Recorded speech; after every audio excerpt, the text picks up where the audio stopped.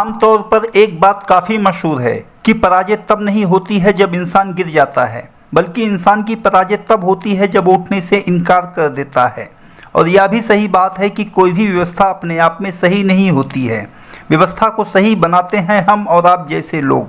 और उसके सही बनने के लिए ज़रूरत होती है एक कर्तव्यपरायण अधिकारी की, जिसे सिर्फ और सिर्फ अपने काम में दिलचस्पी हो। हमने हमारे न्यूज में दिखाया था कि किस तरह मुंबई एसआरए के सहकार विभाग में हमेशा विवादों की सुर्खियों में रहने वाली सहायक निबंधक संध्या बावनकुले ने उस समय के तत्कालीन सीईओ दीपक कपूर पर राजनीतिक दबाव लाकर कैसे अपनी पोस्टिंग मौजूदा कानून को ताक पर रखकर मुंबई के वेस्टर्न सबर्बन एरिया में स्वतंत्र रूप से करवा ली। ऐसा करने से पहले एसआरए के तत्कालीन सीईओ दीपक कपूर ने एक बार भी नहीं सोचा कि वो विभाग में काम कर रहे एक क्लास 1 अधिकारी को संध्या बावनकुले जैसे क्लास 2 अधिकारी के सामने नीचा दिखा रहे हैं। हमारे न्यूज के रिलीज होने के तुरंत बाद मुंबई एसआरए के उस समय के तत्कालीन सीईओ दीपक कपूर ने 28/1/2020 को मामले का संज्ञान लेते हुए संध्या बावनकुले की नियुक्ति को खारिज कर उसे वहां के मौजूदा सह निबंधक के निर्देशों पर काम करने का आदेश पारित कर दिया। सूत्रों की माने तो उस समय के तत्कालीन सीईओ दीपक कपूर के इस आदेश से खफा होकर संध्या बावनकुले ने दीपक कपूर के ऊपर राजनीतिक दबाव बनाना शुरू कर दिया, जिसके परिणाम स्वरूप दीपक कपूर ने अपने 28/1/2020 के आदेश को निरस्त कर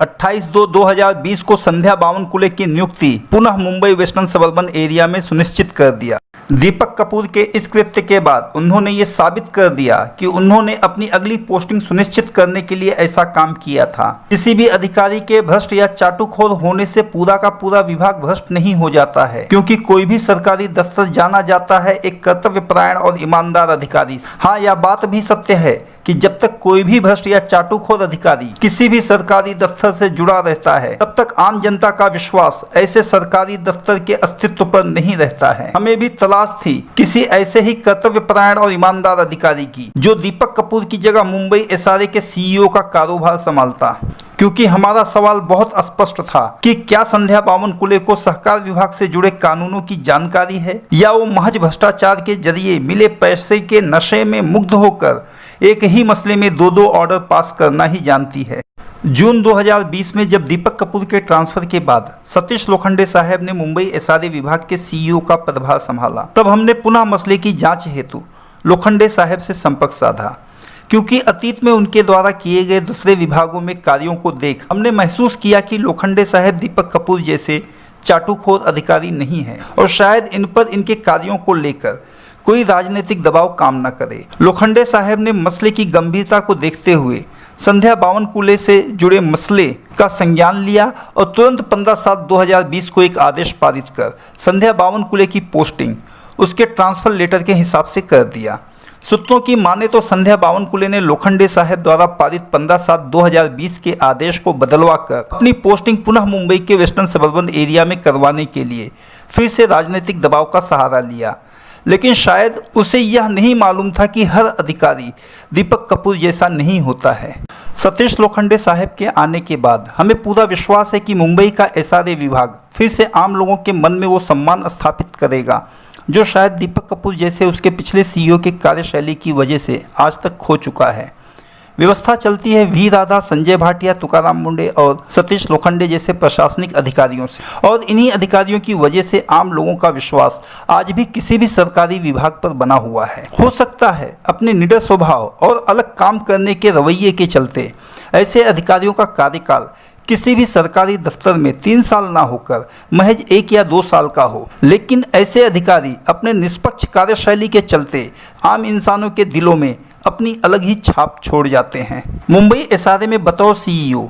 सतीश लोखंडे साहब का कार्यकाल हो सकता है चुनौतियों से भरा हो, लेकिन हमें पूरा विश्वास है कि वो अपने निष्पक्ष कार्यशैली के चलते सारी चुनौतियों का सामना बखूबी करेंगे और जिसके लिए समाज का सहयोग उनके साथ हमेशा बना रहेगा।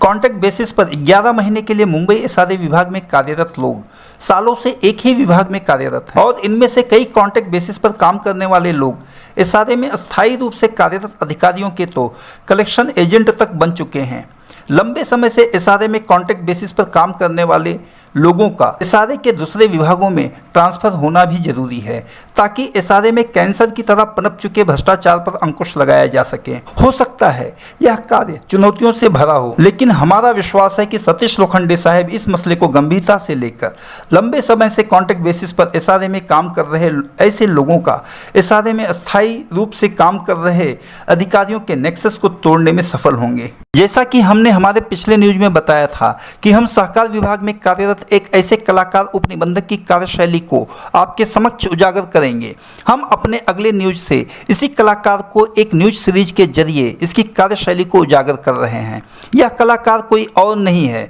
बल्कि मुंबई के पी वार्ड में कार्यरत महेश सालुंखे पाटिल है। सालुंखे पाटिल सहकार विभाग में अपने कार्यकाल के दौरान 2 बार एंटी करप्शन ब्यूरो के हत्थे चढ़ चुका है और 2 बार ही वह एंटी करप्शन ब्यूरो के हत्थे चढ़ते चढ़ते बच चुका है। हम सालुंखे पाटिल के मसलों से जुड़े अपने न्यूज सीरीज में सालुंखे पाटिल द्वारा पारित बहुत से आदेशों की समीक्षा आपके सामने करेंगे और सहकार विभाग से जुड़े हर उस उच्च दर्जे के अधिकारी को खुली चुनौती देते हैं कि वो हमसे किसी भी फोरम पर किसी के भी सामने हमारे द्वारा दिए गए तथ्यों पर खुली बहस हमारे साथ कभी भी कर सकते हैं। सूत्रों की माने तो सालुंखे पाटिल ने अपने मौजूदा पी वार्ड मुंबई की पोस्टिंग किसी बिचौलिए के जरिए 20 लाख रुपए में ली हुई है और शायद उसी 20 लाख रुपए की वसूली के लिए ये महाशय किसी भी मसले से जुड़े आदेशों की नीलामी अपने नीचे के दर्जे के अधिकारियों द्वारा करते हैं और अपने द्वारा पास किए गए आदेशों में ये महाशय क्या लिखते हैं इन्हें खुद को भी पता नहीं रहता है। सहकार विभाग में शीर्ष पर बैठे अधिकारियों ने शायद